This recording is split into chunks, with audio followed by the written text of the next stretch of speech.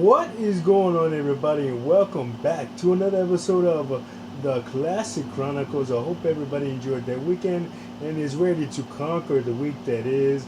And speaking of weekend, man, we had a whole hell of a lot of action going down this past Saturday night at SummerSlam, and we're gonna talk all about that on this episode, man.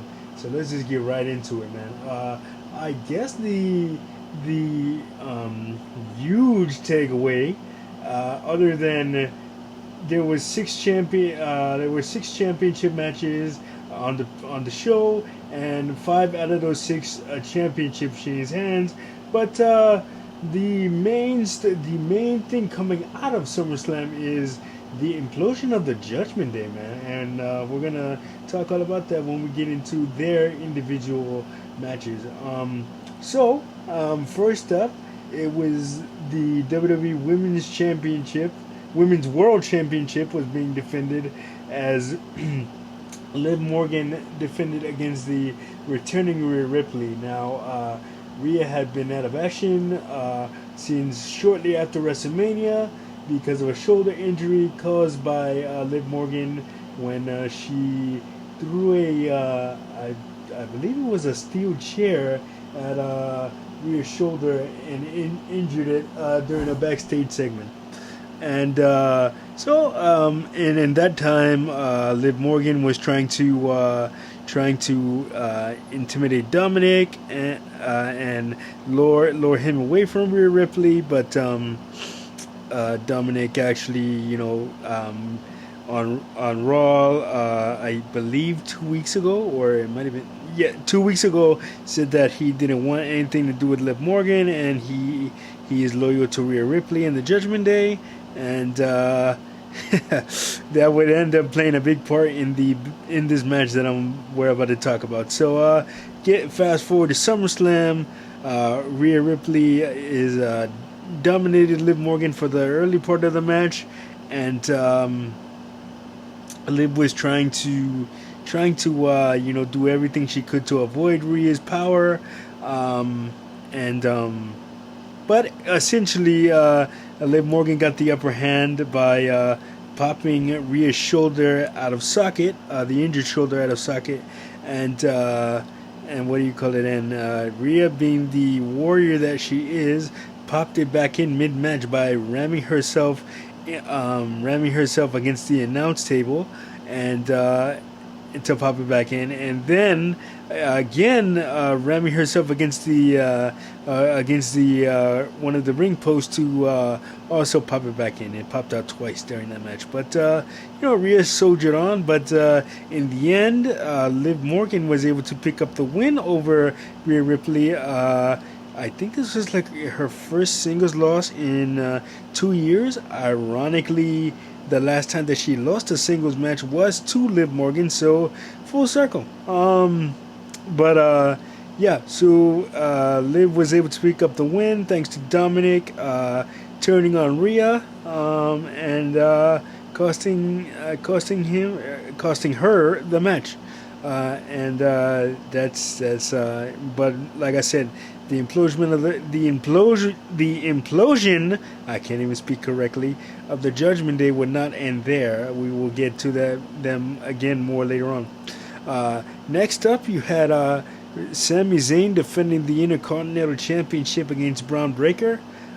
Braun Breaker's, you may recall last month at my Money in the Bank review that Sami ended up beating Braun Breaker for the Intercontinental Championship in Braun Breaker's first shot, but the second time around is apparently the charm for Braun Breaker, because Braun Breaker is now the new Intercontinental Champion. Sami went for a Helluva kick and then missed it, and Braun came off the rope and speared him and was able to pick up the win. And next up in the third match of the night, it was... Let me just see my results here, because I got them written down. Alright, 1 second. Okay, next up, it was LA Knight looking to take the United States Championship from Logan Paul. Now, Logan Paul came into the company 2 years ago. Obviously, big mega crossover star, YouTube, uh, Twitter, or X as they call it now. Instagram has one of the biggest social media followings there is. Stepped in the boxing ring with Floyd Mayweather, among others. But now he is trying his hand at professional wrestling, and as I've said on other blogs where Logan Paul has had matches, and I had to review his stuff, man. Love him or hate him, the guy takes it seriously, and that's all you can really do, man. That's all you can ask for. Regardless of what you think about him personally, the man takes pro wrestling seriously, and that's all you can do.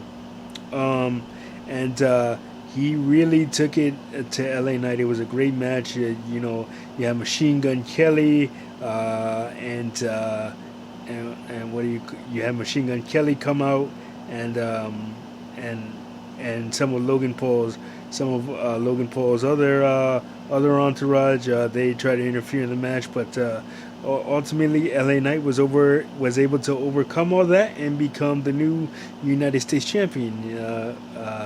And so happy for him.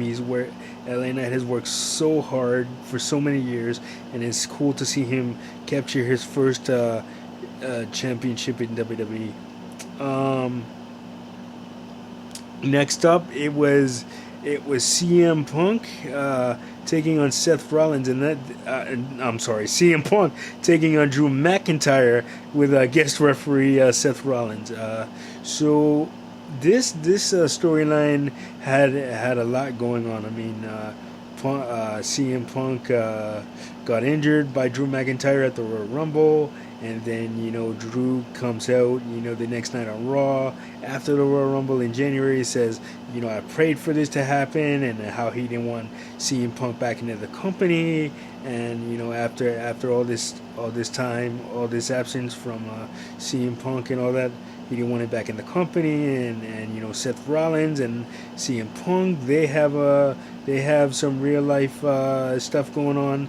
And these three men do not like each other, but I would have had a feeling that had Punk not got injured at the Royal Rumble, it might have been a triple threat match between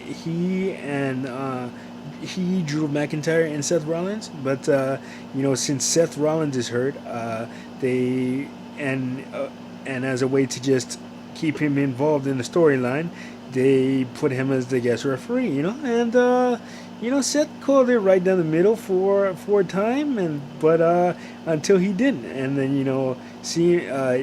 if you watch the match, it's like CM Punk beat himself. He was trying to do too much, trying to pander to Seth Rollins and continue the beef that they had there, while not focusing on Drew McIntyre. And Drew took advantage of it and was able to pick up the win over CM Punk. Although CM Punk did talk a big game about how he was going to destroy Drew McIntyre and show everybody another level of violence, but that didn't happen. And there was one funny spot in the match where CM Punk and Seth were arguing, and CM Punk says to Seth, "I don't care about your stupid Sabu pants," because he was wearing a pair of pants like the rest of Sabu, all sparkly and stuff. So I thought that was pretty funny.